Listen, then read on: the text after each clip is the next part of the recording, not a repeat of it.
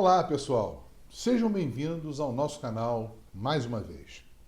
Hoje vamos falar sobre a Emenda Constitucional 115, oriunda da PEC 17, que incluiu a proteção de dados no rol de direitos fundamentais e entrou em vigor em 11 de 2 de 2022, com efeito imediato.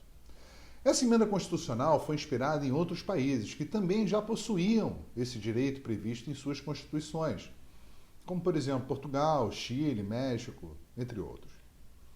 Mas antes de falarmos sobre o que de fato muda com essa emenda, vou te perguntar: você sabe o que é um direito fundamental? O direito fundamental é um direito protetivo que garante o mínimo necessário para que um indivíduo exista de forma digna dentro de uma sociedade administrada pelo poder público. E de acordo com o princípio da vedação ao retrocesso, quando o direito fundamental nos é dado, ele não pode ser retirado, o que ajuda a esclarecer alguns questionamentos que vemos surgir na prática, quanto ao fato da LGPD ser uma lei passageira ou se de fato uma lei que veio para ficar. Acho que agora dúvidas não pairam mais. Especificamente com relação ao direito à privacidade e proteção de dados, e aí vale lembrar que são dois direitos distintos, percebemos dois lados de um mesmo direito. Temos o direito dos titulares de dados, no sentido de terem seus dados resguardados e que o uso deles seja feito de maneira segura e lícita, ao passo que esse mesmo direito vai corresponder a um dever por parte dos agentes de tratamento, no sentido de respeitar a privacidade desses dados pessoais e que o tratamento desses dados ocorra naturalmente de forma segura. Ou seja, quando nasce um direito, nasce um dever. Mas fique tranquilo, você vai entender um pouco melhor ao longo do vídeo alguns pontos interessantes acerca da emenda constitucional. Bom, essa emenda constitucional fez 3 alterações na Constituição. A primeira foi a inclusão do direito fundamental à proteção de dados no rol do artigo 5º, no inciso 79. A segunda foi a inclusão do inciso 26 no artigo 21, prevendo a competência material da União para organizar e fiscalizar a proteção e tratamento dos dados pessoais. E a terceira foi a inclusão do inciso 30 no artigo 22, firmando a competência privativa da União para legislar sobre proteção e tratamento de dados pessoais. Vamos começar entendendo a primeira alteração, qual seja a inclusão do direito à proteção dos dados pessoais, inclusive nos meios digitais, no rol do artigo 5º da Constituição Federal. Artigo esse que, como sabemos, dispõe sobre os direitos fundamentais. Em regra, os direitos fundamentais possuem eficácia plena e imediata, ou seja, produzem todos os seus efeitos a partir da data da publicação, salvo se for determinada alguma condicionante. Já essa emenda constitucional, a 115, é uma norma constitucional de eficácia limitada, o que significa dizer que ela depende de uma norma complementar para produzir os seus efeitos. E nesse caso aqui em específico ocorreu um fato inusitado, já que, via de regra, primeiro o legislador inclui na Constituição para depois criar a proposta de lei, aprová-la e promulgá-la, regulamentando aquela determinada hipótese. Mas no caso da proteção de dados, a lei já existia. Então, na prática, essa garantia fundamental se concretizou com base na LGPD. E seu efeito é imediato. Além disso, é importante destacar que o legislador colocou no texto constitucional a expressão inclusive em meios digitais, que parece óbvio, mas esse fator adicional traz um valor simbólico inserido em si próprio, no sentido de reforçar que estamos diante de uma era digital, um direito digital. Busca, portanto, deixar claro que o direito é da modernidade, das relações contemporâneas e, principalmente, das futuras. E também frisa a ideia de que a lei que regulamenta o dispositivo constitucional é a LGPD, já que a expressão usada foi bem clara: proteção de dados pessoais, e não, por exemplo, o Marco Civil da Internet, que foi construído com outro objetivo, que é tratar da atividade da internet como um todo.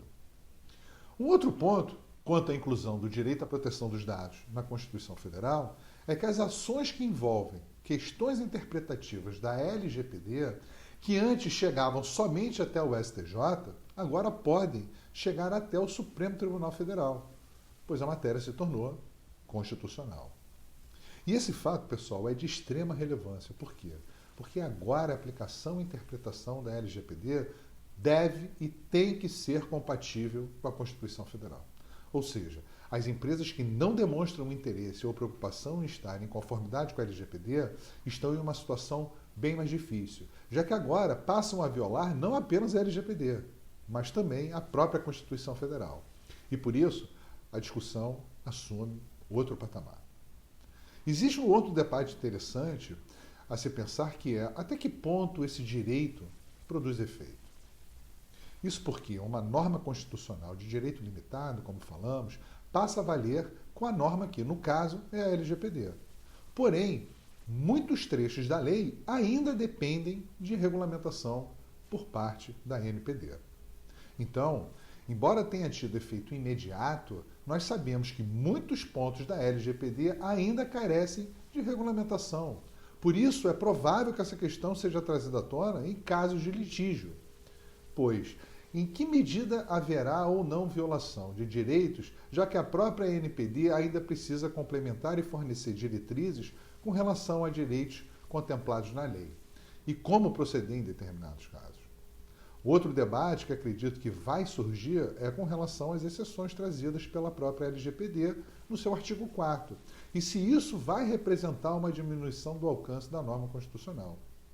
Em outras palavras, se mesmo nos casos em que a LGPD não incidir, por exemplo, quando pessoa natural sem fins econômicos lesar um titular, ou em razão de segurança pública, fim jornalístico e demais casos ali previstos, o titular não poderá invocar a proteção constitucional ou o direito à privacidade e proteção de dados também nesses casos. Até porque uma lei ordinária não pode restringir um direito fundamental. Não há espaço para uma interpretação de maneira a diminuir o seu alcance. Então, essas questões são interessantes e provavelmente serão objeto de discussão no âmbito judicial e, principalmente, acreditamos, em âmbito acadêmico. No que tange à segunda alteração, ou seja, quanto à previsão inserida no artigo 21 da competência material da União para organizar e fiscalizar a proteção e tratamento de dados pessoais, entendo se tratar de uma competência ampla. Já a terceira alteração, no artigo 22, prevê uma competência específica, privativa da União, para legislar sobre privacidade e proteção de dados. Nesse caso, estados e municípios não podem legislar sobre o tema. Menos ainda podem praticar atos inferiores, por exemplo, portarias e resoluções, entre outros, sob pena de não observar o princípio da hierarquia das normas, criadas por Hans Kelsen, também conhecida como pirâmide normativa. E essa previsão foi relevante porque, para quem não sabe, além da nossa lei federal, a LGPD, existem 3 outras leis municipais sobre a proteção de dados. Uma de Vinhedo, outra de Cariacica e outra de João Pessoa. Mas que trazem conceitos que divergem da lei federal, pois foram feitas antes, sem maturidade no tema, e isso fere a segurança jurídica. Nesse ponto, a emenda constitucional veio auxiliar nesse sentido. Portanto, essas são algumas considerações a respeito da Emenda Constitucional 115, que, apesar de ser um marco histórico de extrema importância, representa apenas mais um passo em um longuíssimo caminho que temos pela frente em matéria de privacidade e proteção de dados. E nele temos como desafio a missão de disseminar e fomentar esses valores em nossa sociedade. Gostou do vídeo? Curte e se inscreve aí no nosso canal. E não se esqueçam, através da nossa experiência nos últimos 12 meses, realizando o processo de gestão e adequação à LGPD em nossos próprios clientes, criamos um guia para ajudar os advogados a entenderem esse mercado e conseguirem realizar seus primeiros projetos na área. Conte conosco para desmistificar a LGPD. Te espero no próximo vídeo. Até lá!